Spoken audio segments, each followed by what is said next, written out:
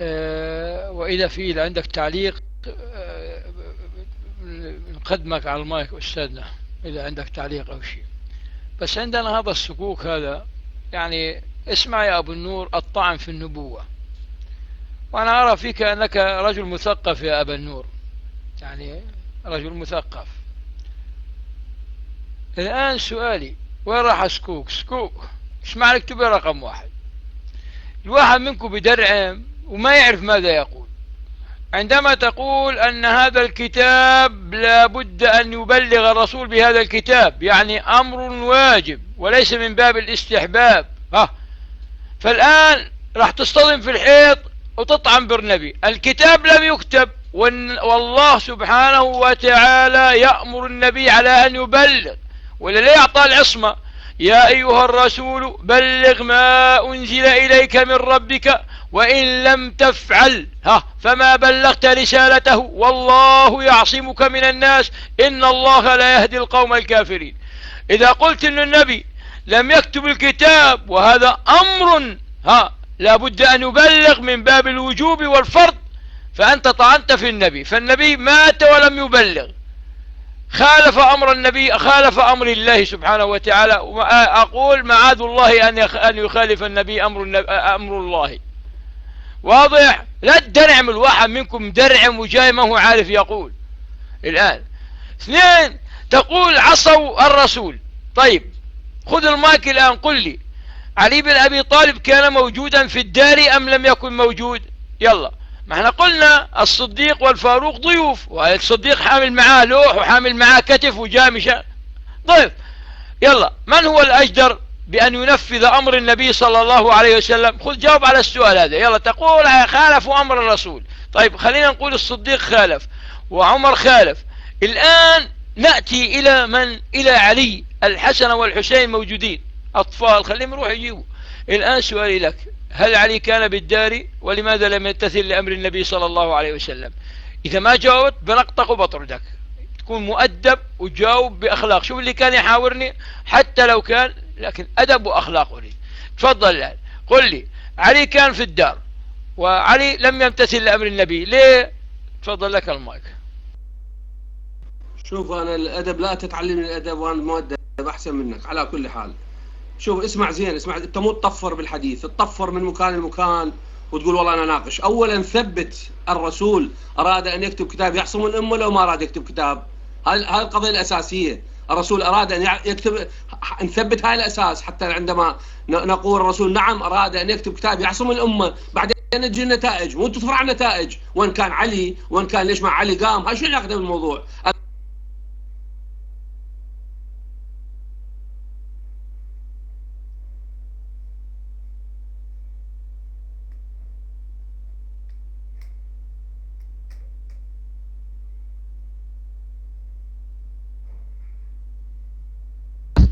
السلام عليكم ورحمة الله.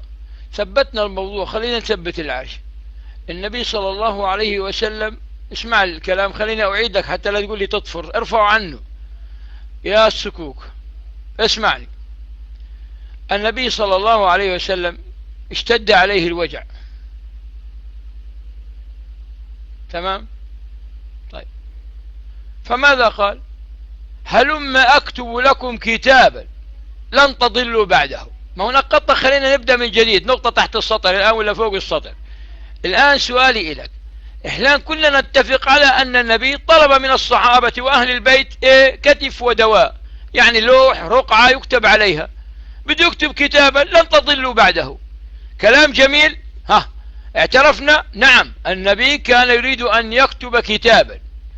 السؤال، شوف كيف فن الحوار، ما هو فن الحوار تعلم. السؤال اللي بنسأله الآن، هل كان النبي يريد أن يكتب كتابا من باب الوجوب والفرض أم من باب الاستحباب؟ هذا السؤال. بدي أقتلك الآن، بدي أضربك من الوريد إلى الوريد. قل لي، إذا كان كتابا تبليغيا واجبا أم كان من باب الاستحباب؟ يلا جاوب على السؤال. خلينا الآن قلنا فعلا، يلا قلنا بأن النبي صلى الله عليه وسلم أراد أن يكتب كتابا، ما بنختلف على ذلك، وطلب الكتف والدواء. الكتف والدوات. الكتف رقعة يكتب عليها، تمام؟ لوح، سميه كما الدوات المحبرة يعني. تمام. هاي واحد. الآن سؤالي إليك، هل كان النبي يريد أن يكتب أمرا تبليغيا من باب الوجوب أم من باب الاستحباب؟ يلا جاوب على هذا السؤال، خليك نقطة نقطة، خليني أشوفك تقدر تجاوب ولا لا. تفضل. لا اسمعني شوف شو راح أجاوبك وراح يفتد عليك الجواب، مو تقول ضربة قاضية تسميها، لا ضربة قاضية راح ترجع عليك. اسمع الجواب.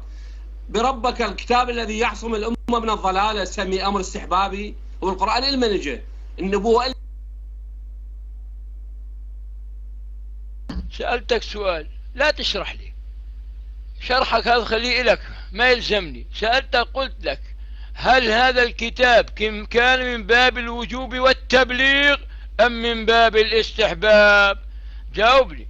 يلا بدي أشوفك تطعن في النبوة ولا لا. ارفع عنه يا أخواني، وين راح الصكوك؟ سمعت السؤال؟ أرجوك لا تشرح لي، أنا مو ناقصني شرح. جاوبني على سؤالي، هل كان النبي يريد أن يكتب كتابا من باب الوجوب والتبليغ أم من باب الاستحباب؟ يلا جاوب على السؤال، إذا ما جاوبت ما عندك. أيوة، شوف بعدين نشوفك تستطيع تصمد ولا لا. راح أعمل لك كم حائط الآن؟ إخواني اعملوا لي 10 جدران بارك الله فيكم، راح أخليه يصطدم في 10 جدران. خذ الآن قل لي، هل النبي كان يريد أن يكتب كتابا واجبا لابد أن يبلغ أم كان من باب الاستحباب؟ يلا جاوب. شوف سامي، ثق انت ما راح تصمد، ثق بالله انت ما راح تصمد، انت راح تسقط. اسمع، الكتاب من باب الوجوب، لانه الكتاب يعصم الامه من الضلاله. اسمع يا رجل،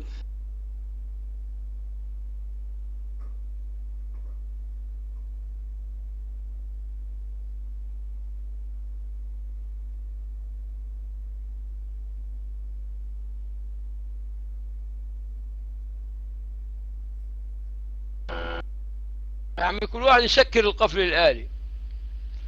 الآن سألت سؤال لا تشرح، مصر على غبائك.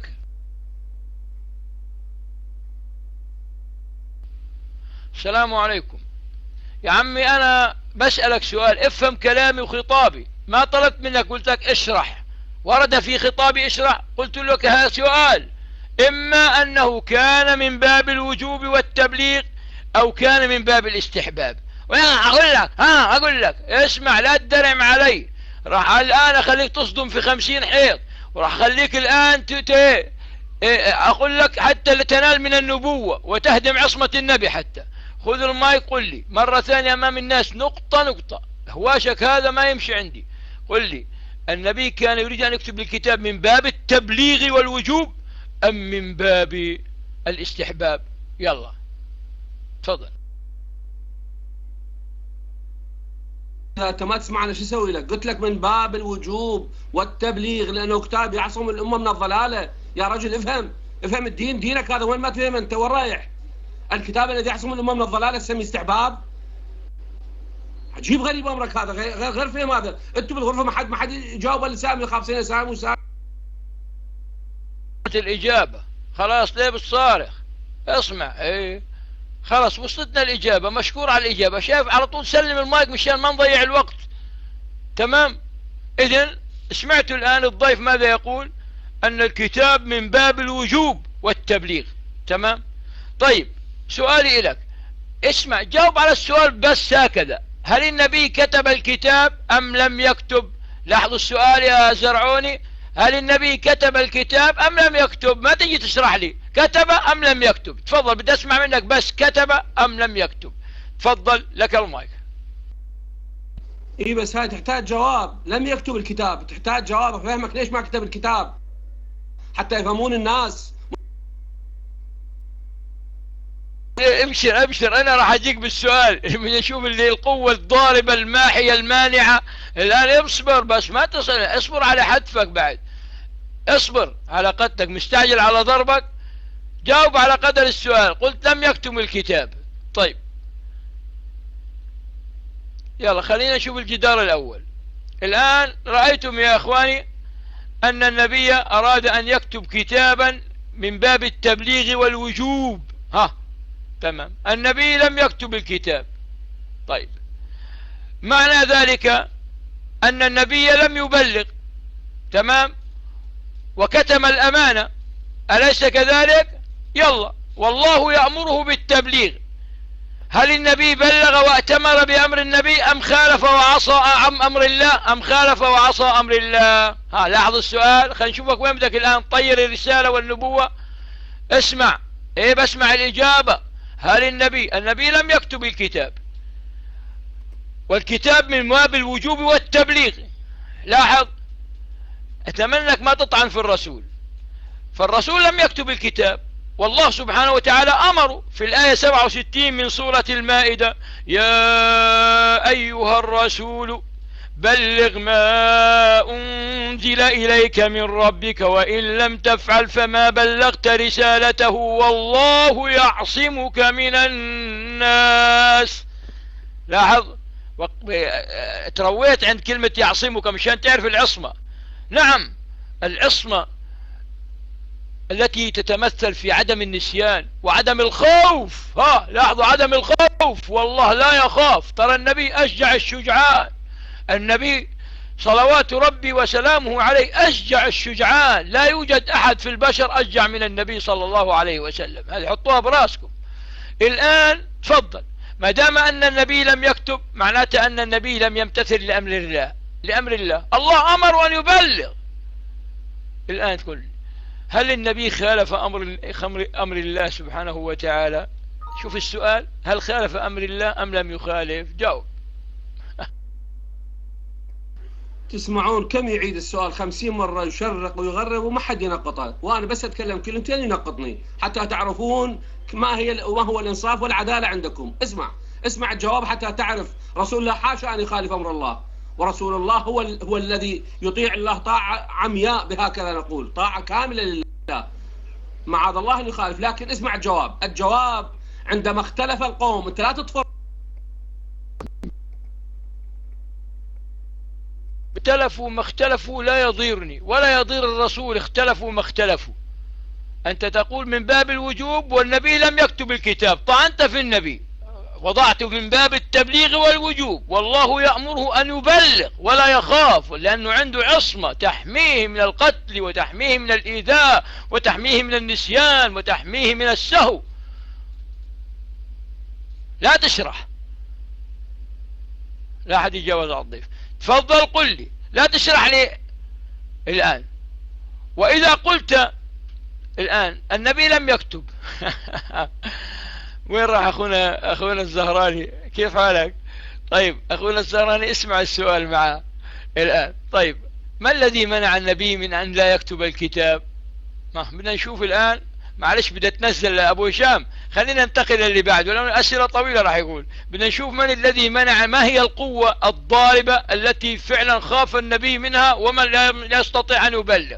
الآن طعنت في الرسالة، قلت لم يكتب الكتاب والأمر تبليغي، معناته النبي خالف نص القرآن، وهذا كلامك. أنت ما بتعرف شو تتكلم ولا بس جاي مدرعم عندي هنا؟ جاي مدرعم. الآن يا إخواني في السنة كلكم في الغرفة، هل طعن بالنبوة أم لم يطعن؟ جاوبوني يلا. أتحدى إذا سني يقول خلاف ذلك. طعن في النبوة ولا؟ عندما قال بأن هذا أمر تبليغ لا بد للنبي أن يكتب. طب النبي لم يكتب، معنات خالفك أمر الله، الله يأمره بأن يبلغ، فطعنت في النبوة يا ابني. الله يهديك، بس يا الصكوك خذ المايك. قل لي ما هي القوة الضاربة المانعة لعدم كتابة الكتاب؟ الله بضحك عليك. سكوك، أرجوك لا تنتصر لنفسك، والله لا أنتصر لنفسي حتى أتهم النبي صلى الله عليه وسلم بعدم. النبي صلى الله عليه وسلم بلغ الرسالة وأدى الأمانة ونصح الأمة وكشف به الغمة وجاهد بالله حق جهاده حتى لقي الله بقلب سليم. النبي يقول احترموا تقولوا نحن أتباع النبي، تطعن في النبي مشان تألف على راسك. خذ الآن قل لي من الذي منع النبي من عدم كتابة الكتاب؟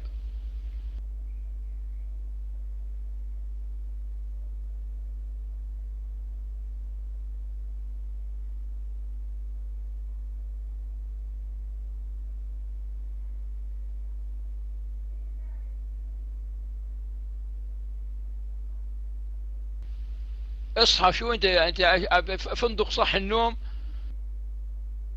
انت غير ملقط. يلا ما هي القوة الضاربة المانعة لعدم كتابة الكتاب؟ شو جاي تنام عندي أنا هون؟ معلش اعذروني، اعذرنا، هذه مو غرفة للنوم. صح الله يرضى عليك، اشرب فيمتو، نعم، على نكه دماء الحسين كما تشربون. خذ المايك الآن، قل لي ما هي القوة المانعة الضاربة التي جعلت النبي خرج؟ طيب درع وجاي كتاب يحفظ الأمة من الضلال. طيب ما عندنا مشكلة، احنا نتفق معك أن النبي أراد أن يكتب الكتاب. طيب حلو، الآن لم يأتمروا لأمر النبي، تتهم مين؟ علي بن أبي طالب، المتهم الأول في عدم الامتثال لأمر النبي في قضية هلما أكتب لك الكتف والدوات، لم يحضرها علي، قال بده الصديق يروح على بيتهم بعيد في وين المسافة ومشان يدور على الكتف والدواء. ما يسطع الكلام، لازم علي بن أبي طالب هو الذي يقوم. يعني أنا يا طيوب لو زرتك في الأردن في الزرقاء، صح ولا لا؟ حود عن الراس وادرب خيو، لو زرتك في الزرقاء وطلبت منك محبرة وقالها، أنا أجيبها ولا تطلب أنت تقول لي بدي محبرة؟ مين يجيبها؟ أولادك اللي يلعبوا صغنطات صغيرين، هذا خيو بابا صح ولا لا؟ قال بيطالب في الصديق والفاروق قال قوموا عني. طب قوموا عنه يعني ماذا؟ والله إذا أردتم أن تغيروا نواميس اللغة العربية، قال قوموا عني، قال قوموا عني كل من في البيت، علي والحسن والحسين كل في البيت. أما إذا أردتم أن تغيروا ناموس اللغة العربية وتقولوا قوموا عني، هو يقصد بها هو الفاروق، بس قالها تقية. أعوذ بالله منكم ومن شروركم.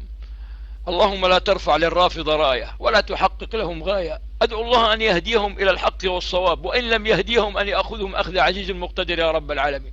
فضل يا السقوق، قل لي ما القوة المانعة الضاربة التي منعت الرسول من عدم كتابة الكتاب؟ تفضل خذ المايك وجاوبني. يلا تركناك من سؤال هل النبي بلغ؟ ما بلغ النبي عندك انت الآن، انت النبي عندك لم يبلغ، بل عصى أمر الله سبحانه وتعالى، لأن الله أمره أن يبلغ.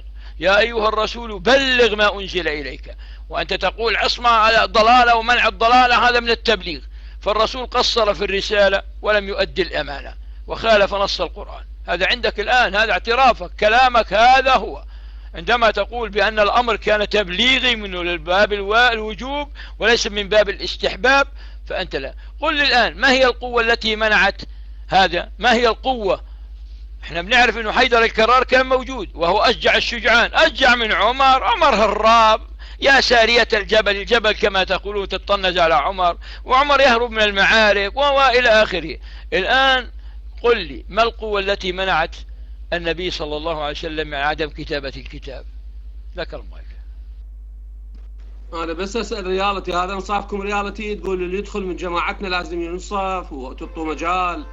شو يتهمني باتهامات كثيرة وما مخليه يجاوب، وغير أجاوب أنا حتى تعرف شنو جوابي، حتى تعرف من اللي خالف رسول الله، إحنا ولا أنتوا؟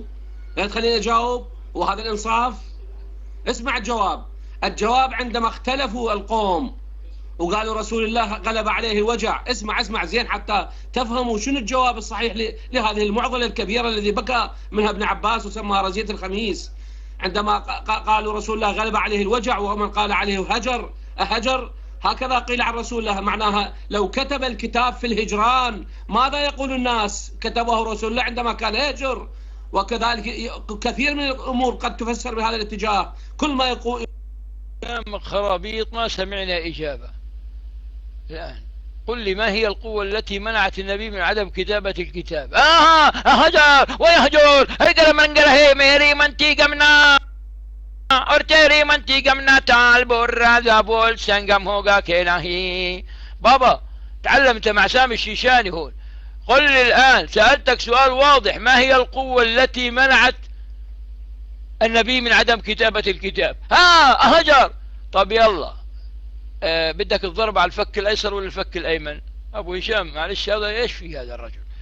الآن بدي أسألكم سؤال، هذا السؤال الآن اسمع اكتب لي رقم 1. أجاني سؤال جديد الآن سؤال جديد، اسمعوا السؤال الجديد الآن بدنا نقول نعتبر إنه قال هجر ويهدي.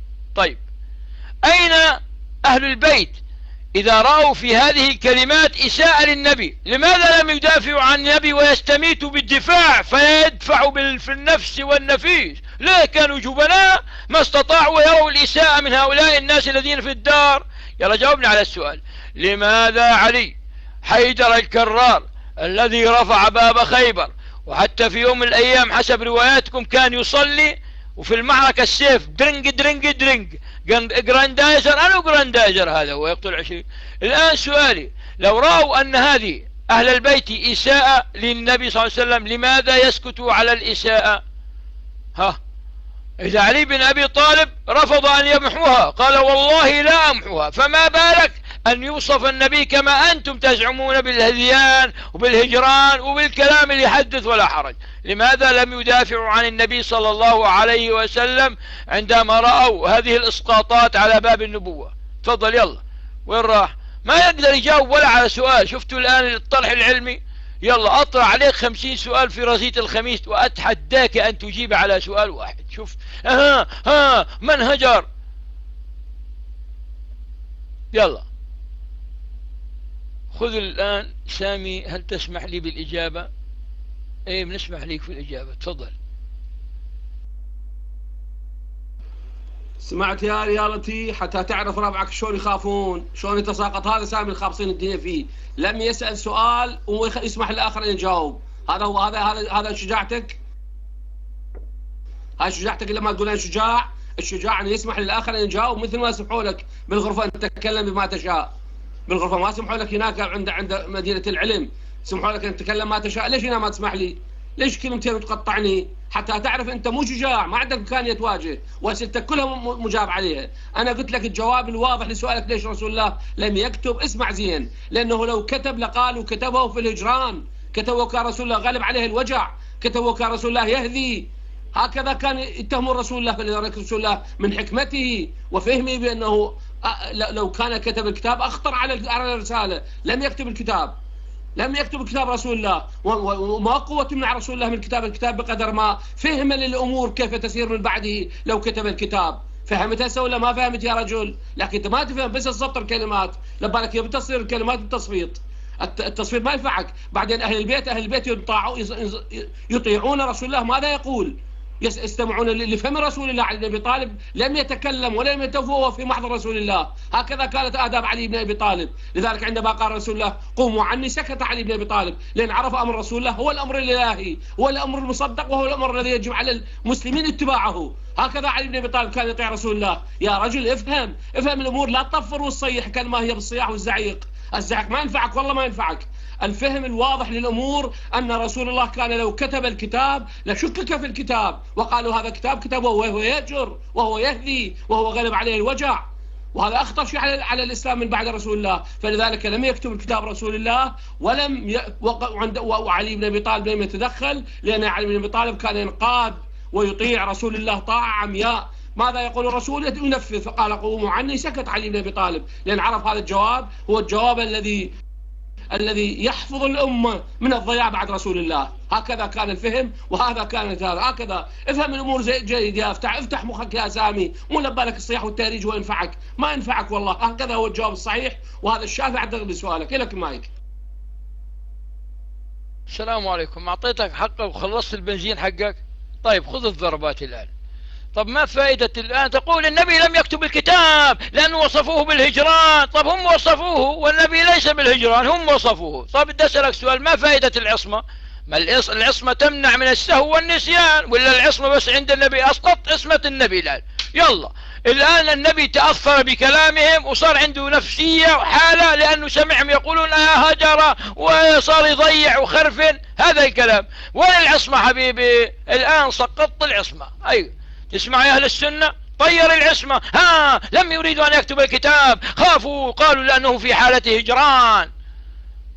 هذا خطاب، هذا رد علمي. هذا شوف كيف انك تتهم النبي صلى الله عليه وسلم. اسقطت العصمة عن النبي، والعصمة تمنعه من النسيان وتمنع من السهو والأذى.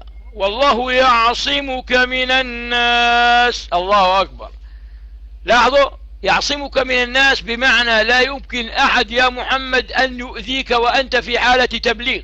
لو حمل معاك، أقول لك لو جبت معاك خاصبة طيارات، لو أتيت بالمدرعات وحاولت، لا يمكن. لا تطعن بعصمة النبي صلى الله عليه وسلم. وين العصمة إذن؟ ما هي الآن؟ يلا رد عليه، ما فائدة العصمة الآن؟ صح ولا لا يا اخواني؟ شوف الان هو يضرب نفسه بنفسه، هو ما رضي يكتب الكتاب، خافوا ان يقول كان في حالة ايه، غيبوبة وسخونة وارتفاع في درجة الحرارة. ها خذ المايك، شوف انا بهدوء بس كيف انا بنخز فيك تنخيز هكذا جسمك بنخله. تعرف المخ اللي بنحط على الشبابيك هذه، بدي انخلك هكذا. خذ المايك، قل لي ها الان اين العصمة؟ ما فائدة العصمة؟ جاوب على السؤال هذا، ما ترجع للزعق. اعطيتك 10 دقائق 5 دقائق وانت تزعق على هذا. قل لي ما فائدة العصمة؟ ها تفضل. اجاوبك شوي الحمد لله تجيت للطريق، شوي قاعد تجي للطريق والحمد لله، شوي راح العصمة. اسمع زين، العصمة للرسول. العصمة الناس تتكلم عن الرسول ما تشاء، مو قالوا عنا كل شيء قالوا عن رسول الله. مو انتم الان تقولوا عن رسول الله مو معصوم بس بالتبليغ، انتم الان تقولون عن رسول الله مو معصوم بس بالتبليغ، بينما احنا نقول معصوم بكل شيء. هذا الفرق. اذا الناس تقول على الرسول كل شيء الناس، بس العصمة للرسول. الله يعصم الرسول، يعصمه شخصيا يعصمه، بس الناس تقول ما تشاء. فلذلك الرسول أراد أن لا يفتح مجال للناس أن تقول عنه شيء بعد وفاته. سمعت هسه فهمت شنو معنى العصمة؟ العصمة مو معناها الرسول مو معصوم، بالعكس الرسول معصوم بكل شيء احنا نقول. لكن الناس شنو نظرة الناس للرسول؟ الناس راح تنظر غير الآن أنتم تنظرون للرسول غير معصوم إلا في التبليغ فقط، هكذا تقولون، صح ولا لا؟ إذا غير معصوم رسول الله. مو الله عاصمة من الناس؟ قول إذا كنتوا تقولوا ما عاصمة، ما عصمة من أمور كثيرة حياتية، النقل وما نقل، ما عصمة الرسول.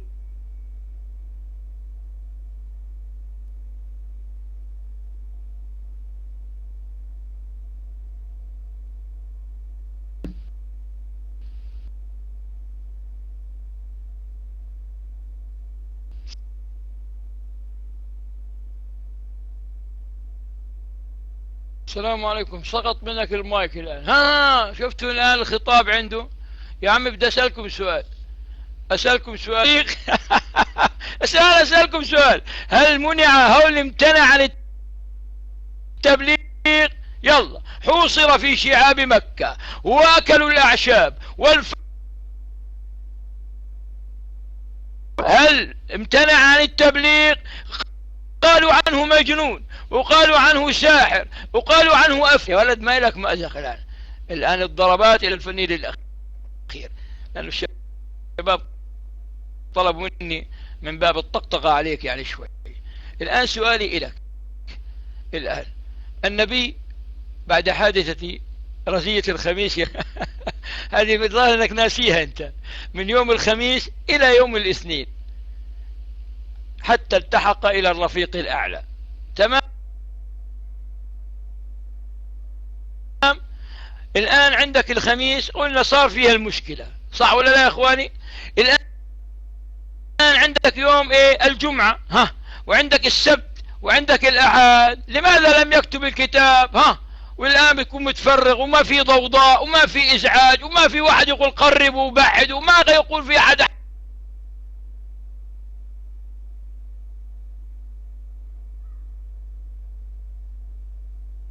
الناس انفضوا بعد هذا الأمر. لماذا النبي لو كان تبليغا لماذا لم يكتب الكتاب؟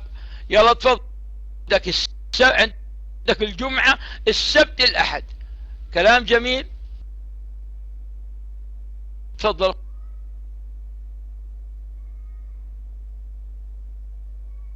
خذ المايك. وين رحت؟ انا ما طردتك ترى، انت هو موجود، هو طار، هذا يقول هجر وهذا يهجر وهذه كلها. خذ الان قل لي 4 ايام لماذا لم يكتب النبي الكتاب ما دام انه من باب التبليغ؟ وين ما تروح لا راح اسكر عليك المنافذ. سألني انت داعشي؟ قلت له لا. قال لي ايش انت؟ قلت له انا داعشي. قلت انا بدعس على المخالفين بالدليل والحجة والبيان والبرهان. سكوب 4 أيام، لماذا النبي ما دام تبليغا، والآن راحوا عنه، الآن خرجوا وصار لوحده مع أهل البيت، لماذا لم يأتي ويكتب هذا الكتاب؟ تفضل لك المايك.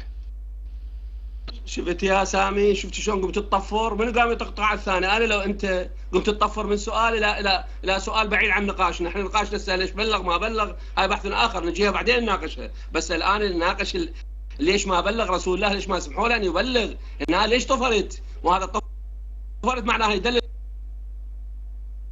بان انت ما عندك شيء. انا طفرت يا عم اخواني، شفتوني طفرت ماشي بتبع معاك حبة حبة. انا طفرت، انا لا تكذب علي. انا بسألك سؤال، قلت لك النبي هل الامر كان من باب التبليغ؟ قلت نعم من باب التبليغ. واضح؟ اي واحد. قلت لك طيب هل النبي كتب الكتاب؟ قلت لم يكتب الكتاب. طب إذن النبي لم يبلغ، وهل ايه وين ما فائدة العصمة؟ ضربت العصمة وطعنت في النبوة بس مشان ايه تنطق، صح ولا يا اخواني؟ هل طعن في النبوة؟ والله انك طعنت بالعصمة، والله انك طعنت بالعصمة. ايه منعوا العصمة، ما في ليه فائدتها العصمة؟ مشان ما في احد يمنع من التبليغ، ولا شو فائدة العصمة؟ شهادة الدكتوراه الفخرية، تمام.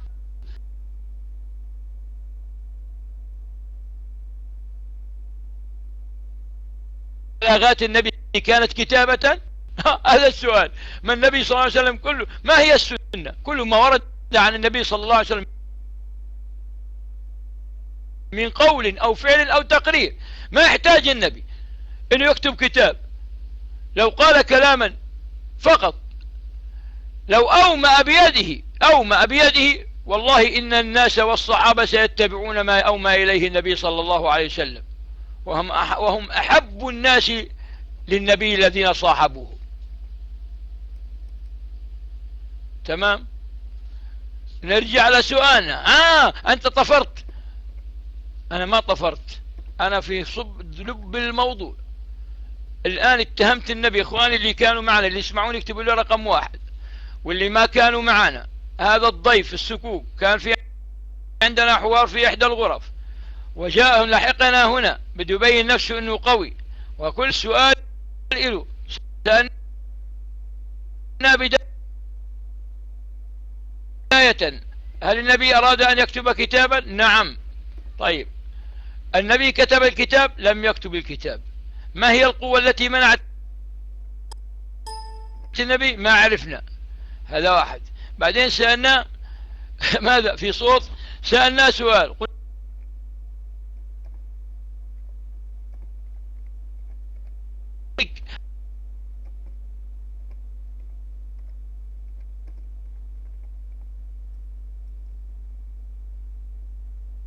هل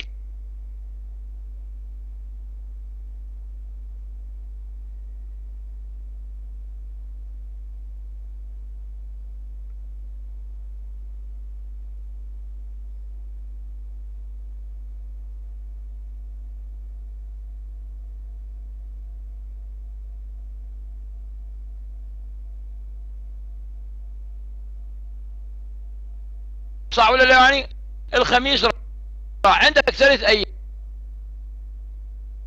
لماذا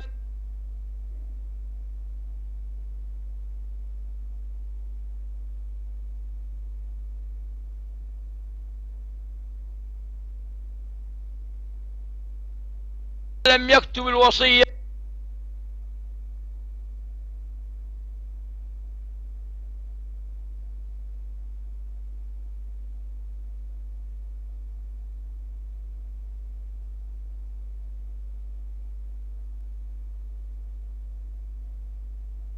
في هذه الأيام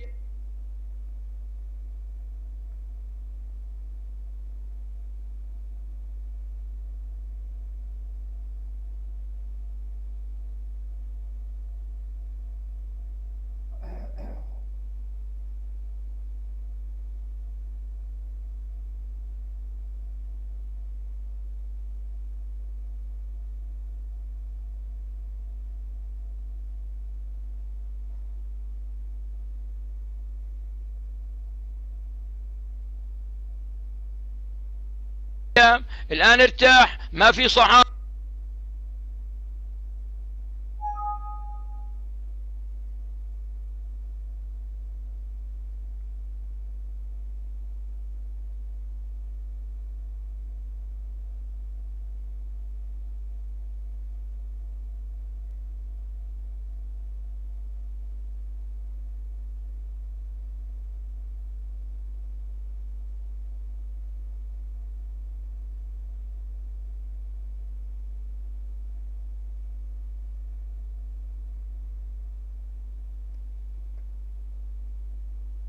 مكتوبة يعني قريتها، مو انه من باب الدعاء، لا، من باب بدي يشوف يضحك عليهم يقول لهم انا اشتريت النار. يلا انتوا الان اللي ما يشتري عندكم قطعة في الجنة اين تذهبوا؟ نرجع للصكوك، معلش يا الصكوك بعتذر منك، لكن دائما الشيء بالشيء يذكر، فعندما سمعت اسمك الصكوك تذكرت صكوك الغفران. تفضل الان قل لي، هل النبي معه كان 3 أيام، الجمعة السبت الأحد، والآن ارتاح من الضوضاء اللي كانت موجودة، لماذا النبي لم يكتب الكتاب؟ السكوك يعني من السك يعني ايه. طيب ما في مشكلة، السكوك. خذ المايك الآن وسكسك لي الإجابة بعدك. نعم أيوة تفضل.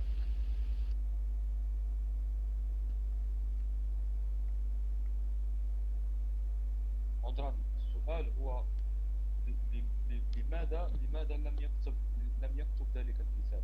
ما الأسباب التي جعلته أن لا يكتب ذلك الكتاب؟ طقطق، غير نوصل بالطقطقة، نكمل الطقطقة عليك حتى نكمل. في صوت الآن سامي؟ في صوت سامي حتى نكمل الطقطقة على حتى نشوف ريالتي. كم ساميكم أفلس قام يطفر راح للوصية وكتب له ما كتب. شنو علاقتنا سعنا؟ نحن نتكلم عن رزية، عن رسول الله منع من الكتابة، من كتاب يعصم الأمة من الضلالة. سؤال إلي الآن، لماذا